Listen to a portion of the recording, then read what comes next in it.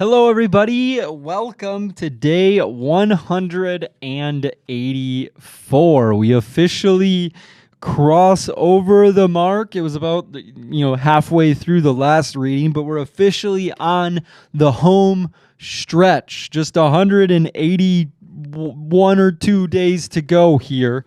So that is exciting. And today we are starting in 2 Kings 22. Starting with verse 3.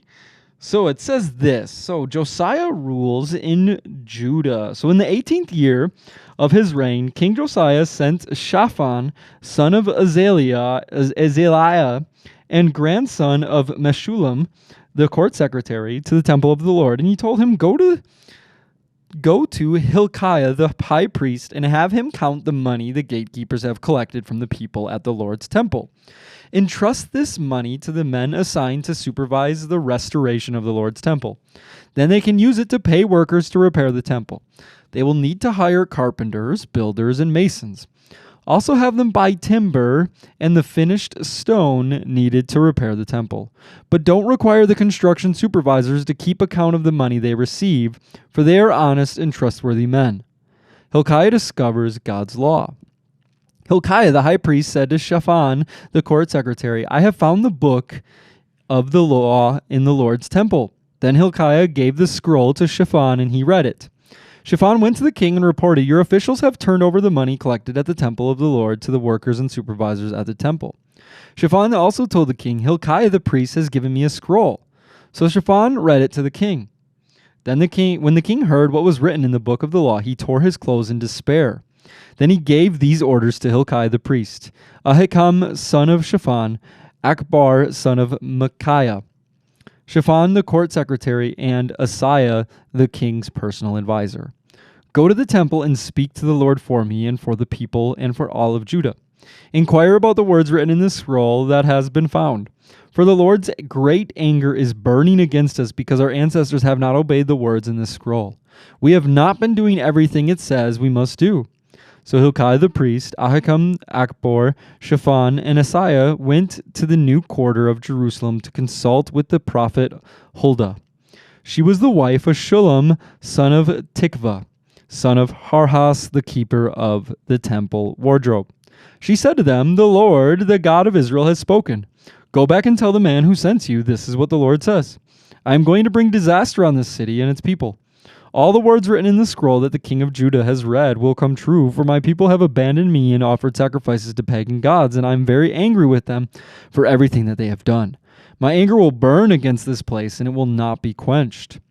But go to the king of Judah who sent you to seek the Lord and tell him, This is what the Lord, the God of Israel, says concerning the message you have just heard. You were sorry and humbled yourself before the Lord when you heard what I said against this city and its people, that this land would be cursed and become desolate. You tore your clothing in despair and wept before me in repentance. And I have indeed heard you, says the Lord. So I will not send the promised disaster until after you have died and been buried in peace. You will not see the disaster I am going to bring on this city. So they took her message back to the king. Josiah's religious reforms. Then the king summoned all the elders of Judah and Jerusalem. And the king went up to the temple of the Lord with all the people of Judah and Jerusalem, along with the priests and the prophets, all the people from the least to the greatest. There the king read to them the entire book of the covenant that had been found in the Lord's temple. The king took his place of authority beside the pillar and renewed the covenant in the Lord's presence.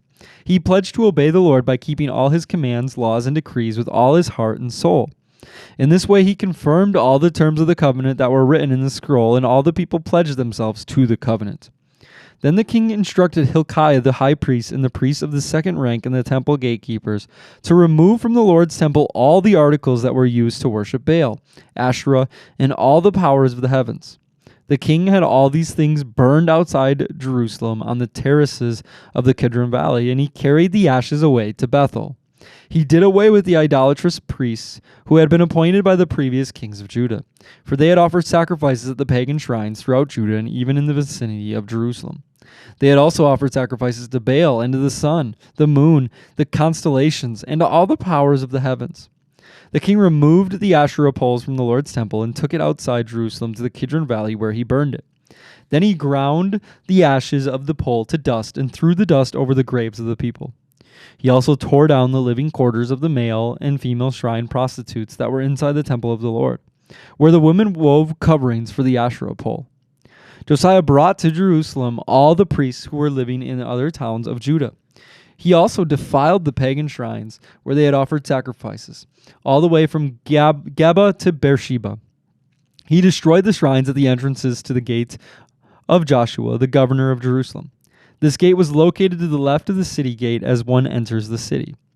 The priests who had served at the pagan shrines were not allowed to serve at all at the Lord's altar in Jerusalem, but they were allowed to eat unleavened bread with the other priests. Then the king defiled the altar of Topheth in the valley of Ben Hinnom, so no one could ever use it to sacrifice a son or daughter in the fire as an offering to Molech. He removed from the entrance of the Lord's temple the horse statues that the former kings of Judah had dedicated to the sun. They were near the quarters of Nathamelech, the eunuch, an officer of the court. The king also burned the chariots dedicated to the sun. Josiah tore down the altars that the kings of Judah had built on the palace roof above the upper room of Ahaz. The king destroyed the altars that Manasseh had built in the two courtyards of the Lord's temple. He smashed them to bits and scattered the pieces in the Kidron Valley. The king also desecrated the pagan shrines east of Jerusalem to the south of the Mount of Corruption, where King Solomon of Israel had built shrines for Ashtaroth, the detestable goddess of the Sidonians, and for Chemosh, the detestable god of the Moabites, and for Molech, the vile god of the Ammonites. He smashed the sacred pillars and cut down the Asherah poles. Then he desecrated these places by scattering human bones over them. The king also tore down the altar at Bethel, the pagan shrine that Jeroboam, son of Nebat, had made when he caused Israel to sin. He burned down the shrine and ground it to dust, and he burned the Asherah pole. Then Josiah turned around it and noticed several tombs in the side of the hill, and he ordered that the bones be brought out and be burned, and he burned them on the altar at Bethel to desecrate it. This happened just as the Lord had promised through the man of God when Jeroboam stood beside the altar at the festival. Then Joshua turned and looked up at the tomb of the man of God who had predicted these things. "What is that monument over there?" Josiah asked. And the people of the town told him, "It is the tomb of the man of God who came from Judah and predicted the very things that you have just done to the altar at Bethel." And Josiah replied, "Leave it alone. Don't disturb his bones." So they did not burn his bones or those of the old prophet from Samaria. Then Josiah demolished all the buildings at the pagan shrines in the towns of Samaria, just as he had done in Bethel. They had been built by the various kings of Israel and had made the Lord very angry. He executed the priests of the pagan shrines on their own altars, and he burned human bones on the altars to desecrate them. And finally he returned to Jerusalem. Josiah celebrates Passover. King Josiah then issued this order to all the people: "You must celebrate the Passover to the Lord your God, as required in this book of the covenant." There had not been a Passover celebration like that since the time the judges ruled in Israel, nor throughout all the years of the kings of Israel and Judah. But in the 18th year of King Josiah's reign, the Passover was celebrated to the Lord in Jerusalem. Josiah also got rid of the mediums and psychics, the household gods, the idols, and every other kind of detestable practice, both in Jerusalem and throughout the land of Judah. He did this in obedience to the laws that were written in the scrolls that Hilkiah the priest had found in the Lord's temple. Never before had there been a king like Josiah, who turned to the Lord with all of his heart, soul, and strength, obeying all the laws of Moses, and there has never been a king like him since. Even so, the Lord was very angry with Judah because of all the wicked things that Manasseh had done to provoke him. For the Lord said, "I will also banish Judah from my presence, just as I banished Israel. And I will reject my chosen city of Jerusalem and the temple where my name was to be honored." The rest of the events in Josiah's reign and all his deeds are recorded in the book of the history of the kings of Judah. While Josiah was king, Pharaoh Necho, king of Egypt, went to the Euphrates River to help the king of Assyria. King Josiah and his army marched out to fight him, but King Necho killed him when they met at Megiddo. Josiah's officers took his body back in a chariot from Megiddo to Jerusalem and buried him in his own tomb. And then the people of the land anointed Josiah's son, Jehoaz, and made him the next king. All right. we will stop there, as tomorrow we will begin to read a little bit of the hot potato of kingship over Judah. Here we're getting into, but we are going to flip ahead to Acts chapter 21, verse 37. We're starting in and reading through 22:16. So Paul speaks to the crowd. As Paul was about to be taken inside, he said to the commander, "May I have a word with you?" "Do you know Greek?" the commander asked, surprised. "Aren't you the Egyptian who led a rebellion some time ago and took 4,000 members of the assassins out into the desert?" "No," Paul replied. "I am a Jew and a citizen of Tarsus in Cilicia, which is an important city. Please let me talk to these people." The commander agreed, so Paul stood on the stairs and motioned to the people to be quiet. Soon a deep silence enveloped the crowd, and he addressed them in their own language, Aramaic. Chapter 22. "Brothers and esteemed fathers," Paul said, "listen to me as I offer my defense." When they heard him speaking in their own language, the silence was even greater. And then Paul said, "I am a Jew born in Tarsus, a city in Cilicia, and I was brought up and educated here in Jerusalem under Gamaliel. As his student, I was carefully trained in our Jewish laws and customs. I became very zealous to honor God in everything I did, just like all of you today. And I persecuted the followers of the way, hounding some to death, arresting both men and women, and throwing them in prison. The high priest and the whole councils of elders can testify that this is so. For I received letters from them to our Jewish brothers in Damascus, authorizing me to bring the followers of the way from there to Jerusalem in chains to be punished. As I was on the road approaching Damascus about noon, a very bright light from heaven suddenly shone down around me, and I fell to the ground, and I heard a voice saying to me, 'Saul, Saul, why are you persecuting me?' 'Who are you, Lord?' I asked. And the voice replied, 'I am Jesus the Nazarene, the one you are persecuting.' The people with me saw the light, but didn't understand the voice speaking to me. I asked, 'What should I do, Lord?' And the Lord told me to get up and go into Damascus, and there you will be told everything that you are to do." I was blinded by the intense light, and had to be led by the hand to Damascus by my companions. A man named Ananias lived there. He was a godly man, deeply devoted to the law, and well regarded by all the Jews of Damascus. He came and stood beside me and said, "Brother Saul, regain your sight." In that very moment I could see him. Then he told me, "The God of our ancestors has chosen you to know his will, and to see the righteous one and to hear him speak. For you are to be his witness, telling everyone what you have seen and heard. What are you waiting for? Get up and be baptized. Have your sins washed away by calling on the name of the Lord." All right, we will continue with that story tomorrow in Acts chapter 22, verse 17. But for today, we start all over. So we have read the entire book of Psalms, but one of the things that we will be doing in our yearly Bible reading is going through them again. So Psalms are always good to refresh on and to praise the Lord. So we are going to start today with Psalm chapter 1. Psalm chapter 1. Oh, the joys of those who do not follow the advice of the wicked, or stand around with sinners, or join in with the mockers. But they delight in the law of the Lord, meditating on it day and night. They are like trees planted along the riverbank, bearing fruit each season. Their leaves never wither, and they prosper in all that they do. But not the wicked. They are like worthless chaff, scattered by the wind. They will be condemned at the time of judgment. Sinners will have no place among the godly. For the Lord watches over the path of the godly, but the path of the wicked leads to destruction. And then last but not least, in our scripture reading of the day, we jump over to Proverbs. Proverbs 18, verses 11 through 12. The rich think of their wealth as a strong defense. They imagine it to be a high wall of safety. Haughtiness goes before destruction, and humility precedes honor.